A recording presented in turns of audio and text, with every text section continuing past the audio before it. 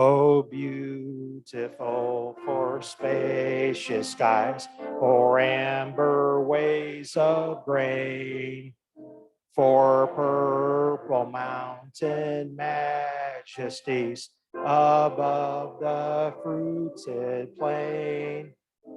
America, America, God shed his grace on thee and crown thy good with brotherhood from sea to shining sea. I pledge allegiance to the flag of the United States of America and to the republic for which it stands, one nation, under God, indivisible, with liberty and justice for all. Liberty and justice. Thank you. You may be seated. I'd like to welcome everyone to Iowa City Noon Rotary. I am your president this year, Eric Weiler. It's always great to see everyone's smiling face on Thursday morning. We're going to start by introducing our visitors today. And if you could help me welcome Dave Siebert to introduce our guest today.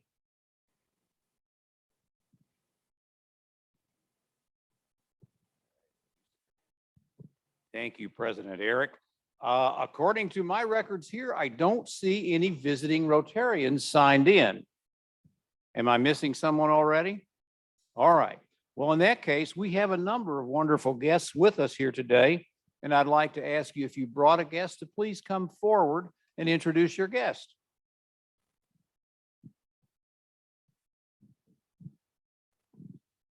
I'm privileged. I have two guests, Sylvia Johns. I'm going to ask her to stand up. Oh, she's really short, so standing up is, and this is Ayanna Allen. Sylvia, I've got a lot of stuff she's doing, but she does, her career is in global academic diplomacy. Most notably is the Institute of International Education. I think it's exciting that when there's scholars internationally out there, and then there's a natural disaster or a war, or there's some kind of censorship, there's a program by which they are rescued. And Sylvia coordinates some of that. She's also part of international exchange, basically to make the world better. She has coordinated the Fulbright Scholarship Grant Program. And what she's doing with Israel-Palestine is identifying an Israeli and a Palestinian who get an award each year. So you want to talk to her about it because she's living now in Iowa City. Ayanna Allen is a student at University of Nebraska, Kearney. She is Sylvia's niece, and she's going to student teach at Shimmick, first graders this fall. She's, I think she had a career in education. I mean, did you grow up in New York? I lied. Anyway, Ayanna's here. She's got a story to tell.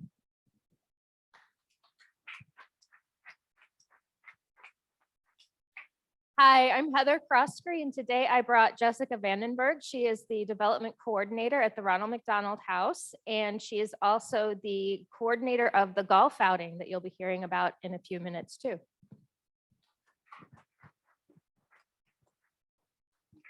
I'm Devin. I'm going to introduce our speaker a little bit later, Dr. Lauren Lessing, but my talented colleague, Susan Horan, is here today from the Center for Advancement. She is in charge of all things museum and fundraising related. So she has been very busy over the last few years. So welcome, Susan. Thanks for coming. Good afternoon, Rotarians. I have two guests today. Alex Sendelar is here once again. He's showing great consistency with his guest appearances here. So thanks and welcome back, Alec. Also, Mark Abel is here for the first time. Checking out Rotary, he's heard good things on the street. He works for Imon Communications, and I think he is fitting in real nicely with our club. So please welcome him if you get a chance. And my guest today is Julia Winter. Julia's with Community. Please help me welcome Julia.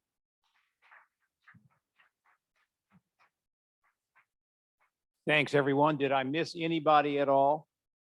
Well, welcome to Rotary, everyone. Thank you, Dave.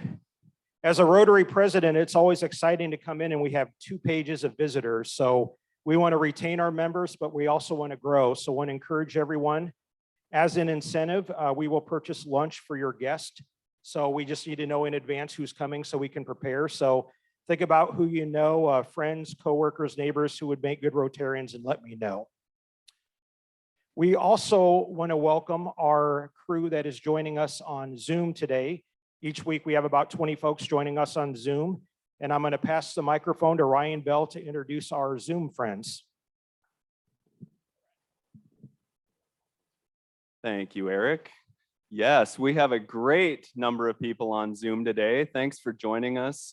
William Oglesby, Brent Karstensen, Ronald is here, Doris Prusel, Tita Kaufman, Tim Walsh, Chris Catney, Diane Huber, LaDonna and Gary Wickland, a 2-for-1 on the Wickland special, Christy Felberg, Alyssa Brandt Jarrett, Robin Hepker, Jim Scott, Gary Pasha, Greg Sthenopoulos, Tom Cook, Anna Moyer Stone with 2 exclamation points, Dick Johns, Rebecca Needs, Jeffrey Dancer, Cindy Kreider, Brad Baldus, Andrea Rhodes, and Mike Carberry. Welcome and thanks for tuning in, everybody.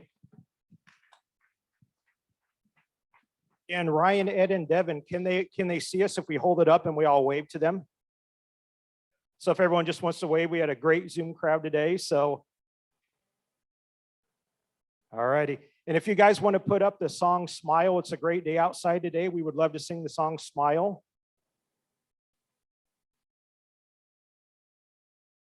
I will hit the starting note and then all my friends here can join in after that. So we'll have it up here momentarily.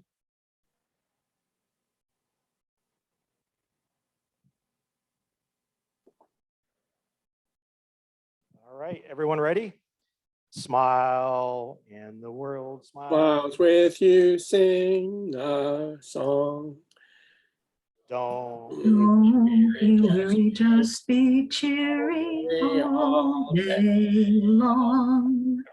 Whenever your troubles and your cares seem to be more than you can really bear.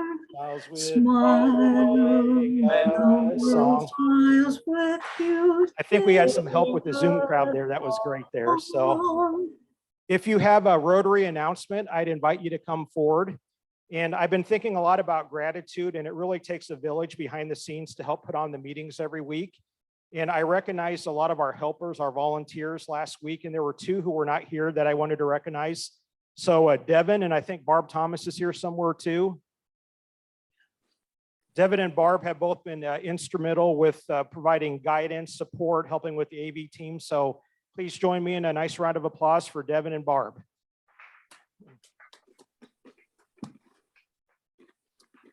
I also wanted to mention we're going through our Rotary membership renewal process, and we both emailed and mailed hard copies, and we're hoping everyone will join us for our Rotary journey together. And we're asking if you can return your payment and your dues by June 15th, that would be great. If you're not able to renew, please let us know as soon as possible. We have to pay Rotary International dues on July 1st for all of our members, so we really want to have an accurate head count as soon as we can. That would be great. Also, we have some free Rotary items during the pandemic year. Oh, yes, sir.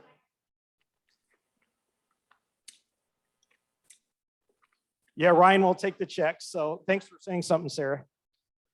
During the pandemic, we ordered Rotary masks that we mailed to all of our members, and we've got about a dozen extra. So if you need another mask here with the Rotary emblem, please take one. They are on the table when you leave.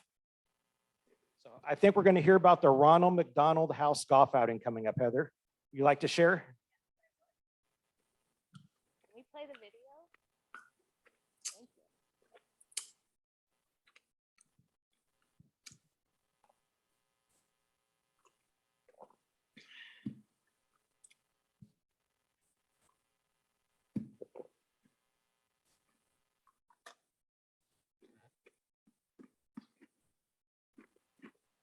We are the Wilson family, Nick and Sean. I'm Nikki. This is Lily, Tucker, and Addison. Sean and Tucker were asked to go outside to play. It had been raining for 4 or 5 days straight. I specifically told them to stay out of certain places, my shop, my garage. Sean grabbed several things to started a fire and accelerated it with the gas, and the gas can exploded on him, burning the lower half of his body. When we got to the hospital that is in our area, they couldn't accommodate us for his burns. So they were going to send him to Iowa City because there's no burn unit, not even in Des Moines anymore. I rode in the ambulance with Sean from Osceola and was just staying in the hospital room with him on the fold-out chair. And we knew that the family would be coming to visit. Once they evaluated and saw the percentage of his body that was burned, we knew we'd be here for at least a month. So we called the Ronald McDonald House, and I was able to get a room the next night, which was great. But we had a place for everybody to come stay at. We didn't have to worry about finding a hotel or paying for it. We had meals. I had rides back and forth from the Ronald McDonald House to the hospital. It's a great outlet for families in need when the time comes for that. Like, you don't need it, you don't think about it until it happens. It takes that hardship off of your mind, it just sets it aside. I can focus 100% on my family, in this case, Sean specifically, because I didn't have to worry about anything. We're grateful that we were able to find a space to stay. The Ronald McDonald House really made it possible for our family to be close when we really needed it. Thank you. So I wanted to play that video to remind everyone why we do the golf outing every year. And this is a golf outing that's co-sponsored by Iowa City Noon Rotary. We still have 4 teams open. So how many golfers do we have out there? Raise your hands. Or just like to go out on a day and play around on the grass. That's me. Or drive the golf carts. I love the golf carts. We still have 4 teams open. If you haven't signed up, please grab your friends, your coworkers, and sign up to come and have a great day. We also still need some volunteers, primarily in the afternoon, and we need a couple of people to help us tear down. Basically, that just means packing everything up and putting it in a U-Haul truck, and we drive it back to the house and park it and not worry about it until the next day because we're all too tired. We have a couple of asks. If anyone has promised a silent auction or raffle item and have not given that to us yet, please get those in so that we can get everything set up and ready to go. We're getting really close to the final date. And we're also looking for UI tickets. If anybody has extra football or basketball tickets sitting around and would like to donate a game, we would love to have them and put them in the silent auction. Just to tease a little bit of some of the items we have this year for the silent auction, we're really excited. We have a fire table from SpotX. We've got flight lessons through the Iowa City Airport. And we also, for the first time ever, are going to be raffling off parking space for football games at the Ronald McDonald House, which is usually off limits, but we're going to auction off a parking space. See, if you are unable to make it to the golf outing, thanks to Linda Farkas, so you're going to have to answer to her if you don't want to support this. We have sponsor a program. So Linda's basic idea was she didn't want any of the things that we had for raffle or silent auction. And she said, I don't want to take anything else home. I just want to give money. So we have a breakdown of how much it costs us to do different things for our families. And so if you would like to support it, all of the money raised from this will go toward the golf outing, which will help us reach that $1 million goal that we have the potential of making this year for the golf outing. So if we can raise a little bit more than usual this year, after this year, we will actually have raised $1 million for the Ronald McDonald House. So there's your incentive for helping us out. Jessica and I will stick around afterwards. We've got handouts. Next week, we'll be bringing in an iPad with a square. If you want to put it on a credit card, we're happy to give you an invoice. We'll make it as easy as possible for you, but we really are hoping to hit that 100 or that 1 million mark. So hopefully we'll see you on June 6th. Thank you.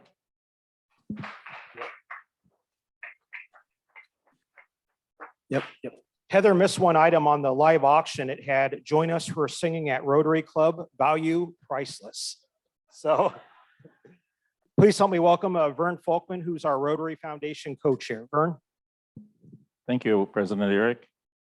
Yes, gives me great pleasure. Today, we're going to give an award here for a new Paul Harris Fellow, which is something it's almost like getting a new member. This person has achieved that, and it's Sarah Richardson. So if she would come up, she gets a nice applause for one thing. Sarah, you get a nice little plaque there that you can put on your wall and a nice pin here. And as you grow in this, you'll get more pins and more rubies and sapphires. Eventually a diamond, I hope. Thank you, Sarah. Thank you so much. And I wanted to ask Heather, do you allow tailgating in that on that parking pass or not? No alcohol. Okay, well, those do sell for quite a bit. At the Hawk Party, they bring as much as $2,500 to $3,000. So that's a really good idea.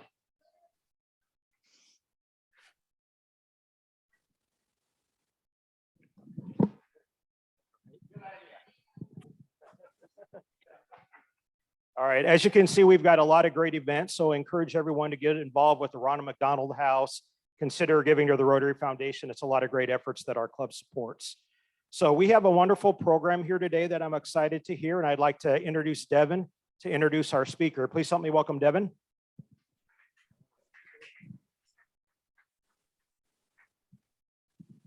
So our speaker today, you came here, you know you're going to hear about the University of Iowa Stanley Museum of Art, and Lauren Lessing became the director of that Museum of Art in July of 2018. She's a native Midwesterner and earned a BA in Fine Art from Earlham College and completed her PhD in art history at Indiana University. She's worked at the Art Institute of Chicago, the Nelson Atkins Museum of Art in Kansas City, and the Colby College Museum of Art in Waterville, Maine.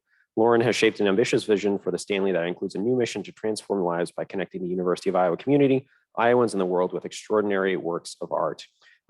She's going to talk about the museum opening. They've been hard at work at that. And before I officially introduce her, like that was the written stuff. The unwritten stuff is that she is a great, like I hear wonderful things from Susan. We run into each other. We talk arts and different things. Lauren is a great partner. She does wonderful work, and she's got a vision for what the museum can do as part of the university community, which is not something that every museum director has. That's a unique blending of two worlds, and it takes a lot of talent and vision and a lot of time talking to people and figuring stuff out within the university context to make that happen. So please help me welcome Dr. Lauren Lessing.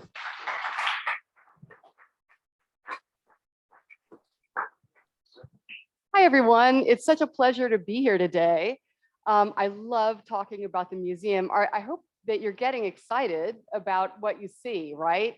All of those traffic delays on Burlington and the times when Madison was entirely shut off for a few weeks, like it's paying off with this beautiful building. We were able to move our offices in March, and so it's very, very real for us at this point. We're 3 months out from opening, and we're very busy painting walls right now and writing labels. So I want to talk a little bit. Let's see here. I'm trying to, is that the clicker? What clicks? Top one? The side. It's always the last one that I try. Okay. I have a feeling I'm opening somebody's car out in the parking lot, right? Right. Oh, it's that side. Okay. Huh. Yeah, I'll just give you a thumbs up when it's ready to go. So, so you'll remember the old Museum of Art. It's a beautiful building. It was created, by Max Abramovitz, famous architect who worked in the brutalist style. Up in the upper left there, you see the Elliots. This couple who collected art in Cedar Rapids. They had a very important art collection. Promised it to the University of Iowa if they would commit to building a museum. So that's how the University of Iowa Museum of Art, as it was then known, came to be in 1969. And this building, you can go one forward, there was an addition that was made. I think that's the Carver wing that we're looking at. It was a beautiful jewel box for showing off the collection. It was very much like most 20th century art museums. It was very, very focused on the galleries where exhibitions were installed. It had beautiful gallery spaces. We go one forward. This wonderful, generous area of land around the outside where we could display our outdoor sculpture. And this is one of the works. We have 5 outdoor sculptures. They are being conserved even as we speak. So this was just picked up and sent to the Midwest Art Conservation Center in Minneapolis. It's getting a facelift and it will be reinstalled in Gibson Square Park, just to one side of the museum. So for those of you who love the outdoor sculpture, it's coming back. If we go on forward. Yeah, this is one of the beautiful interior spaces of the old museum, this wonderful rotunda space. You know, eventually this building, which we're fortunate was not entirely lost in the flood, it will be renovated and it'll be the home for the dance program at the University of Iowa. So it makes me really happy to know that art will still be happening in this space. But it had these grand exhibition spaces, but you know, no purpose-built classrooms, inadequate storage that was down in the basement, which, you know, frequently got wet. So I cannot tell you how wonderful it is to be in a museum that was really designed for the 21st century and the way that university art museums function in the 21st century. We can just keep going. You know, one of the old galleries, let's keep going. We all know what happened to the old building in 2008. There it is. So we made the big leap across the Iowa River, abandoning the arts campus, but fortunately, we are much better located now. We are between the Wellness Center and the main library, across the street from the College of Education and the College of Engineering. And we're partnering with all of those units. So we're working on wellness programs.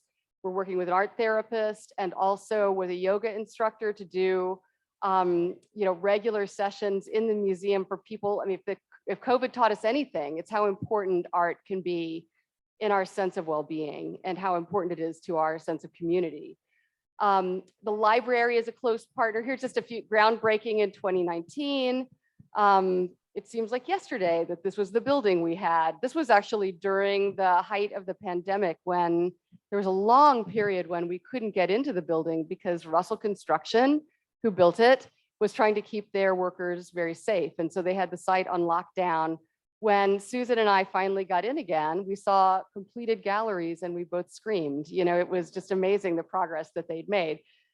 So this is what the building looks like now, or just a few days ago. Actually, I should say that little strip of land that you see there that's bare has been landscaped.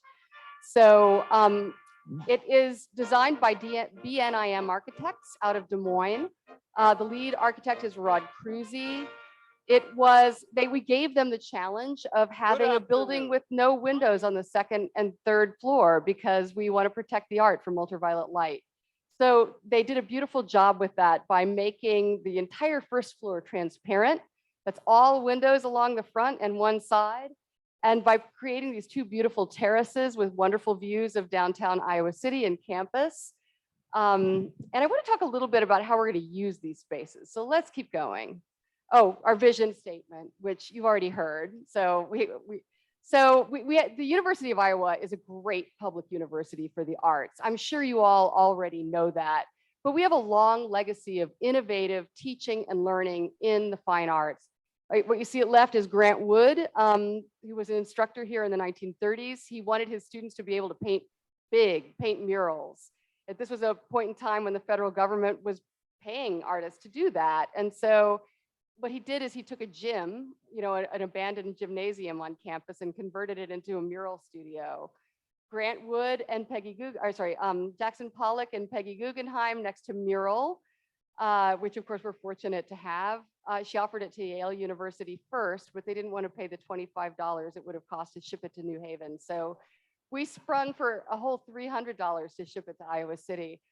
And then Anna Mendieta, who really invented a new kind of art involving the human body while she was here as a student in the 1970s. And, you know, her reputation is just continuing to grow, and her importance in the late 20th century as a leading figure in the United States art world continues to grow. We've kept this up at the museum even during our long years without a building. We wanted to, you know, be worthy of this legacy of innovative instruction in the arts. We brought this gentleman from Ghana. His name is Eric Anang, and he creates these beautiful carved fantasy coffins. It's a thing in West Africa. So you could be buried in a mermaid, you know, if you wanted to be, if that's your style. And then he didn't just come here to display his work. He also had a workshop that students were involved in, and they created several fantasy coffins that are now in the collection of the Stanley Museum of Art. So one thing that we have really been concentrating on in recent years is building on the legacy of African art that was established here by the Stanley family, beginning in the 1970s and 80s. You know, we have one of the finest collections of African art anywhere in the United States. And most of it is historical African art. So we're continuing to add contemporary African art by living artists to that collection. Okay, let's talk about the building. We have welcoming and engaging audiences of all kinds is an important part of our strategic plan. We wrote a 10-year strategic plan, so we know where we're going in the next decade. And it's been just delightful to think about how this building is going to enable this portion of our plan, because we have these generous public spaces, not only our lobby, which can hold about 150 people very comfortably, but the Nancy and Craig Willis Plaza out in front, which is really a kind of beautiful stage space. We already have 3 rock and roll bands lined up for our opening on August 26th that will be performing out here or on the library terrace. And then, you know, we can do this kind of art performance out there as well. This is from the Smart Museum at the University of Chicago. They're kind of a rival museum, but we will forgive them for that because they did this really wonderful thing when they brought this artist, Nick Cave, who creates these beautiful sound suits. There's a wonderful exhibition of his work up at the Museum of Contemporary Art in Chicago right now. And back in the late 90s, when I was living in Chicago, he and his dancers, you know, got dressed in these sound suits that make music as dancers move. And they performed a wonderful dance out on the terrace, and they pulled, you know, people who are sitting in the audience into the dance. So I would love to do work like this out on our Nancy and Craig Willis Terrace. I think it's a perfect space for it. Let's keep going. We are interested in welcoming, engaging audiences of all kinds, but students are one of our most important audiences, right? We exist as a museum because we're here to support their education at the University of Iowa. And there's something really special about an academic museum because young people, college age people are always, you know, energizing it with their ideas. And so another initiative when I had been here as a director for about a year, we started a student programming board called the Stanley Campus Council. So here's the Stanley Campus Council. This is the group that's going to help us open and with programming in place that will please current students at the University of Iowa. And they are standing in front of a beautiful mural that we just had painted in the lobby. So let's keep going. Just at right, I wanted you to see what the actual lobby looks like right now. And we're trying out different methods of, that's going to be our naming wall on the far end there. And you can just see that mural that you were looking at on the wall at left. You can see how light filled this space is. It's very sunny, very warm, very welcoming. Let's keep going. This is an installation that I really admired at the Tate Modern a few years ago. It's called 1, 2, 3 Swing. Oh, you saw it. Did you get to swing on the swings? Yeah. So this is a artist collective called Superflex. Like, it's the best name ever. And they're sculptors, but they create sculptures that are interactive. So we have a public art program in the lobby. We can't show much of our collection in that sunlit filled space because UV light is not so good for permanent, you know, artworks that are part of the museum's collection. But we can work with artists to do installations like this that engage the public, that are interactive, that are fun, that break their idea about what a museum is open a little bit and make room for different ways of interacting with art that welcome younger audiences. Another example of a museum that's doing that well, this is the Metropolitan Museum of Art. They have a teen docent program. It's called Teens Take the Met. They have several hundred high school students that are part of this program every year. And for several weekends over the course of the academic year, they turn the whole museum over to this docent group and let them do all the programming. And they have, they have all kinds of sing along, dance along, like learn to do different kinds of dancing in the museum. They had to spend the night in the museum event recently. And so, nobody knows how to bring young people in like young people. And so we're really interested in talking directly to our audiences about the kinds of programming they want to see. And of course, we're going to do programming like this as well, chamber music in the lobby. BNIM worked with an acoustician to design our lobby space. So you could hear a pin drop in that lobby from one end to the other. For people who do need assistance with hearing, there's a hearing loop poured into the floor. So if you use a hearing aid, that means you can tap directly into the AV system of the lobby and hear whatever is going through the sound system directly in your hearing aid. Let's keep going. Here is Odili Odita. He grew up in Iowa City, lives in Philadelphia now, but we'll forgive him that. His parents were both graduate students at the University of Iowa when he was growing up. And we brought him back to town to do this beautiful mural, which, he didn't do it all himself. He worked with assistants.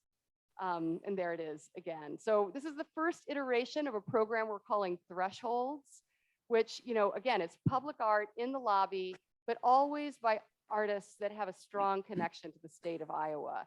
Maybe they're alumni, maybe they were living here and working here now, maybe they had spent their childhoods here, but they have to have a claim to be Iowan in order to be part of this program. And then the next artist that we're thinking of is this woman. Her name is Nene Okoray. She got her MFA here a few years ago, and she's getting a lot of attention and grants right now because she's doing artwork that is environmentally themed, and she works with recycled materials. So she'll create an installation for our light well. And then we're also interested in working with internationally recognized artists to do installations on the terraces and the exterior of the building. This is an installation of draped paintings by Sam Gilliam on the exterior of the Philadelphia Museum of Art. And I think one of these would look amazing on the Somerville Terrace, don't you think? Like that would be fantastic. All right, let's just keep going. Of course, safeguarding and presenting our world-class collections is a big part of our mission. The entire second floor of the museum is all galleries. So when I said, the old Museum of Art was very gallery heavy, I don't want you to think that we don't have beautiful gallery spaces, because we do. Let's go forward. You guys are getting the very first sneak peek of our inaugural exhibition. So when you come in on August 26th to see your favorite artworks back on view, and you step off the elevator and turn to your right, this is the view that you will see into the American and European galleries. Marsden Hartley's E, a beautiful new bronze portrait bust by Elizabeth Catlett that we were able to acquire just this year. The Lionel Feininger, paired works by Gabriela Munter and Grant Wood, an early Philip Guston, and Marcel Duchamp in the case. So it's a lot of the works that you'll remember fondly. We're bringing out and making sure you have a chance to revisit those. If you turn to your left and look into the galleries where we're displaying global art, you will see this international installation of textiles, which I love how that South American textile is going to pair beautifully with the Marsden Hartley. So I'm very excited about this exhibition. Let's keep going. Oh, another thing, I mentioned this with our African collection. We don't want to unintentionally tell a story about African art ending in the 19th century, right? We have all of this beautiful African art that's very traditional, that was made in the 16th, 17th, 18th, 19th centuries, early 20th century. But we want to complement that with work that's being made by artists today who are building on those traditions of African art. And that's what our curator of African arts, Corey Gundlach, has done in this installation, which he's calling History is Always Now. So we see a very traditional Nkisi figure, a ritual object used for healing on the left-hand side. And then that's paired with a work by a contemporary African artist whose last name is Mutu, who's first Wengechi Mutu. And it's a shoe, but it's made with the same material as that Nkisi figure. It's a ceramic object. So it's earthenware and baked earthenware, and it is in the shape of a woman's shoe, and she calls them healers. You get it, like healers, they're for healing. And then a quilt by Peggy Loyola, who's from Nigeria, paired with a Gisbelin quilt. This is an American quilt made in the 20th century. And then a wonderful work by a recent University of Iowa graduate named Dante Hayes, made with manganese glazed earthenware, the same kind of clay that's used on the bricks of the exterior of the building is what you see at left. We bought this piece just last year and we've already gotten several loan requests for it. We're telling them, no, we want to show it first.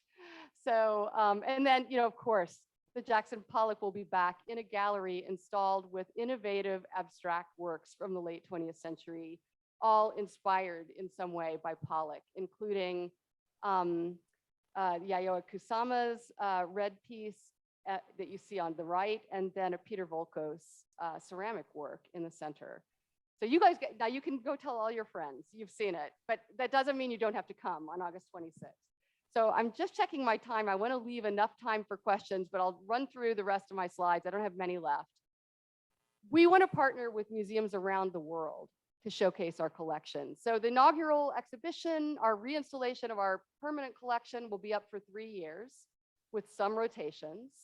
And then we're talking to curators at other museums about ways to bring our collection into dialogue with theirs. One thing that we know about mural that we didn't know before the Getty did their conservation work in 2012 was that when Peggy Guggenheim gave Jackson Pollock a big bolt of Belgian canvas to use to paint the mural for her brownstone foyer, it was more cloth than he needed for that commission. But it was, you know, 1943, the war was on, it was really hard to get artist materials. So he and his wife, Lee Krasner, they used every piece of that canvas. They cut the edges off and every single bit of canvas they used for other paintings. And Pollock really used it to work out some of his ideas. So one of those ideas is Pasiphae, which is the best Jackson Pollock that the Metropolitan Museum of Art has. And it's really wonderful to look at how he went from working like this to working like that. It's hard to tell from the slide, but it tells a story. It's recognizable subject matter. You can make out a woman embracing a bull in the center and some soldiers standing around. I love that our painting is the first painting he did where he really let go of subject matter and made that leap into pure abstraction. I think that's so important for university students to see someone taking that kind of a risk and trying something new. Let's keep going. We have these 3 beautiful classrooms on the 3rd floor. This really makes us different from the old Museum of Art because we can keep artworks rotating out of storage and through these classrooms all day long to serve teachers who are professors who are teaching across the curriculum at the University of Iowa and teachers visiting with groups of school children. So this is a program that I did when I was at Colby College for a chemistry course. You don't necessarily think of chemists bringing their students to the museum, but they did, to do workshops like this on infrared reflectography, learning how to use instruments to analyze materials. So that's a girl looking through a Sony night shot She's infrared camera. falling And a victim Benjamin to West that painting with a really warm thing hot that light happens shining to on so it. many Do speakers is that, that you can when see you right give a through the long paint talk, and you down to start the artist talking under an faster arm, and done in softer, graphite. And and so ending what the this young woman sentences, is but learning is voice that Benjamin drop. West did not know how to draw, which he totally did She not. started out real good. That's good for students to see too. And then, you know, this is the Mostly picture the that you just voice saw. drop. It's dark in that room. Well, for it a was reason, going not up just because of the most of the lab, but time, because like I with had a to question carve mark. a Yeah. classroom space I out hate of a that. closet. It was a closet that I And was also using for she that. No knew no ventilation at all. lot to begin, Now I have these 3 beautiful you know. classrooms to work with, and we're going to be able to do so much. Notice how the walls of our visual classroom fold out into easels. And then at right, you know, this is just an image of some of the children that we've been able to visit with our traveling school program in the last 10 years, looking closely at works of art, which is so important for students of all ages to have that direct contact with original works of art. And of course, learning is not going to be restricted to our classrooms on the 3rd floor. There'll be classes taking place in the galleries all the time, not just for university students, but for adults having continuing education classes, for families with very young children. maybe preschoolers or children who haven't started school yet. We're going to make sure that we have educational, engaging programs for everyone. And of course, that includes dance. I always love to bring in images of dancers in museums. And anybody who is, people have one of two reactions, delight or horror, and you can just see it ripple over everybody's face. But I've had dancers working in museums, that I've worked at for the last 15 years, and I've never had anything damaged. If there's one person who knows exactly where their body is in space, it's a dancer. And so I love the way that dance activates a museum gallery. And I've already started talking to the dance program here about ways that we can do that in the new museum. So finally, our grand opening is August 26th, and I hope that you all can join us for the ribbon cutting at 3 Two p.m. rock and there'll bands. be an open house afterwards with refreshments. Curators will be in the galleries giving tours, and then we've got 3 bands playing that night. So if you want to stay for some loud but fabulous music, you should do that. Thanks, everybody. And I have just about 7 minutes to take questions.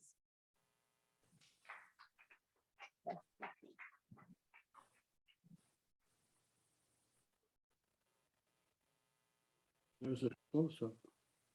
Oh, I'm so glad you asked that. So, so the question was, for visitors to the museum, do we have parking? So while we don't have while there's no parking that you have to go to the museum to park, it's not dedicated in that sense. There are 60 parking spaces in an underground garage under the museum. And we worked with university parking to organize those in a way that would discourage faculty, students, staff from using them. So they're 2-hour parking spaces. They have to be renewed every 2 hours. So, so far I've been monitoring them every day, and students don't park there. It's too much of a pain to have to, come back to your car and pay for the parking again. So far, so good. I think we're going to have plenty of parking under the building on an average day for people to come and visit. Now, there'll be days when we have 500 people at the museum. That underground garage will fill up. But there are parking lots in the surrounding area. So, hopefully you won't have to walk too far, even when a big event is happening. So, other questions? Yes. You guys ask fabulous questions. So what is the cost of admission or membership? Nothing and nothing. We are free and open to the public. We want you to be a member, but we want you to be a member so that you can stay engaged with our messaging. We don't charge for membership and we don't charge for entry. We are part of the state of Iowa and we really belong to the citizens of this state. So we're here for you. And we don't and never will charge admission to come to the museum. Yeah. Now, if you want to rent it for a wedding, let's talk. Yeah. Other questions? Really wave your hand around because I might miss you otherwise. Yes. So the cleaning or restoration process being shipped to Minneapolis. Yeah. What do they do? Yeah. Yeah, I mean, if you want to go back to that Lila Katzen, I don't know, that might be too much trouble. But so that Lila Katzen piece that the 2 boys were sitting in, that is made of a material called Core 10 steel. It's the same material that the John Deere corporate headquarters was made out of, designed by Errol Saarinen. So it's intended to rust, but it's not intended to corrode. This sculpture was underwater. We did an amazing job with the help of probably some of you in this room, getting the art out of the building heroically within a period of a few days after it became clear that the museum was going to be swamped. But we didn't move the outdoor sculpture because, we just actually learned that this weighs 3,000 pounds. So, it's not something you can just like, okay, 1, 2, 3, lift. So it has to, we have to be moved with a crane. And so it was underwater and it is still damaged from that. A lot of the places, so it's stainless steel inside that beautiful curve. So it's Core 10 steel and then stainless steel. The stainless steel has popped away from the Core 10. In places it was soldered down just to kind of keep it from getting lost. That's not how you do art conservation. I think it was like a provisional measure to keep a piece from getting lost. things like that happen to outdoor sculpture. So it just needs a lot of love. You know, like this, they're really scientists there. They will go through, make sure there's no active corrosion, stop any chemical changes that are happening on the surface of that sculpture that might compromise it structurally, and return it as closely as possible to the way the artist intended it to look. So it'll look the way you remember it looking when it was installed on the terrace of the old Museum of Art in 1973, when this work was first brought to the museum, hopefully. Yeah. And we're not just working with the Midwest Art Conservation Center, we're also working with the University of Northern Iowa, because they have a conservation program for public sculpture. And so two of our works, the Trova and the Mark Tesuvero, are going to the University of Northern Iowa. But there was a lot of work and we wanted to spread it out so it could all get done on time. And I should say that we just received a $400,000 grant from the Henry Luce Foundation to support our inaugural exhibition, including this conservation work on some of our sculpture. Other conservation work on the sculpture was supported by alumni, Don and Sherry Stock, who became engaged under our George Rickey and had very fond memories of our sculpture collection, you know, are helping us conserve two of the pieces. So other questions? Well, thank you so much. This was a delight.